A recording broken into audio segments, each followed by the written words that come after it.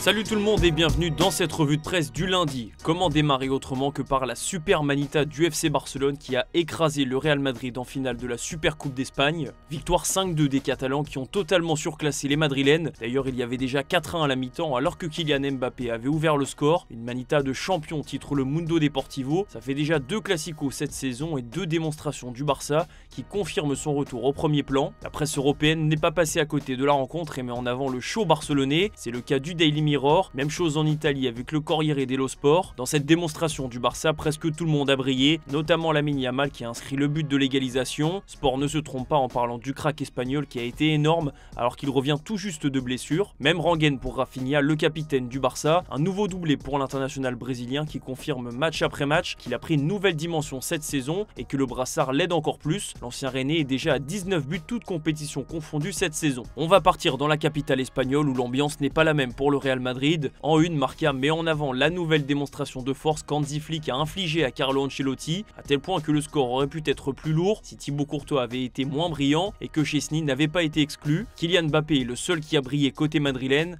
L'attaquant français a ouvert le score sur un superbe rush, son premier but dans un classico. Ensuite, il a été l'offensif le plus dangereux, mais ça n'aura pas suffi vu la fébrilité de sa défense. Une gifle, une autre titre l'équipe. Déjà 9 buts encaissés en seulement 2 classicos cette saison. Ça fait beaucoup trop pour le Real qui va devoir rebondir rapidement. La presse espagnole n'a pas épargné la défense madrilène. Aurélien Tchouaméni et Lucas Vázquez ont totalement pris l'eau. D'ailleurs, les 2 buts de Rafinha viennent de leur côté. Le milieu français qui a encore été replacé en défense a été totalement dépassé sur le but de Lamine Yamal. Marca critique son placement et évoque un symptôme de faiblesse. Il a même fini par quitter ses partenaires après un carton jaune qui aurait pu avoir une couleur plus foncée. Pour Vázquez, c'est un capitaine en perdition. Le latéral espagnol a beaucoup souffert face à Rafinha. Ça explique sûrement le changement en début de deuxième mi-temps. Une prestation qui pourrait même avoir des conséquences pour le journal madrilène. L'autre symbole de la déroute de la Maison Blanche, c'est la prestation de Vinicius Junior. Le Brésilien a été passeur décisif en début de match et ensuite plus rien. Vini a raté le peu de choses qu'il a tenté. Il a été averti pour contestation et Ancelotti l'a même sorti à un quart d'heure de la fin, insuffisant pour un joueur qui veut gagner les plus grands titres individuels. Un petit mot sur la Liga pour conclure ce volet espagnol. L'Atlético de Madrid a enchaîné un 14e succès de suite hier,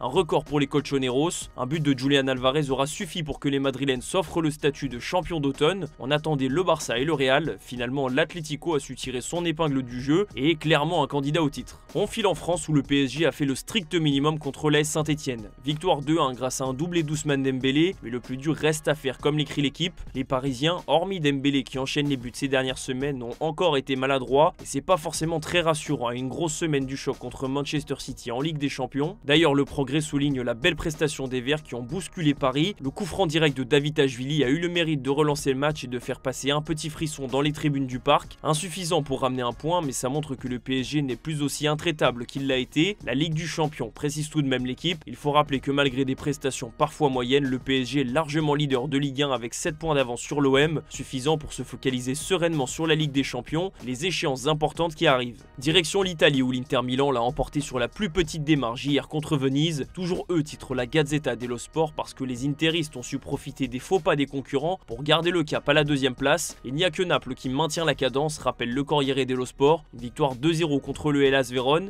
et la tête du championnat, même si les Napolitains ont encore 2 matchs d'avance sur l'Inter. Côté mercato, avec le départ quasi assuré de Gvisha Kvaratskhelia, le Napoli est en quête de son successeur. On vous a parlé hier d'Edon Dzegrova, l'attaquant du LOSC. Aujourd'hui, la presse italienne évoque la piste Alejandro Garnacho. L'ailier de Manchester United plaît beaucoup à Antonio Conte, mais le club anglais demande 70 millions d'euros, un montant qui pourrait freiner Naples. On reste sur le mercato, la Juventus continue de placer ses pions pour Randal Kolo Muani. L'attaquant du PSG n'était encore pas dans le groupe pour le match contre Saint-Étienne et il est déjà tombé d'accord avec le club italien. Maintenant, la Juve doit s'entendre avec les dirigeants du PSG. Il est question d'un prêt, mais Paris veut une option d'achat obligatoire. Il faudra aussi voir comment se divise le paiement du salaire. À Milan, des recrues sont attendues également. Les Rossoneri ont 2 pistes sérieuses, Marcus Rashford et Kyle Walker. Le premier devrait quitter Manchester United cet hiver vu la relation complexe avec son coach, mais la concurrence est féroce. Pour le second, Pep Guardiola a déjà annoncé son départ et selon le Daily Mail, une offre a même déjà été faite de la part du Milan. Le latéral droit a reçu une proposition de contrat de 2 ans et demi. On va finir en Angleterre où Manchester United a confirmé sa belle prestation à Liverpool de la semaine dernière en allant gagner hier à Arsenal en FA Cup.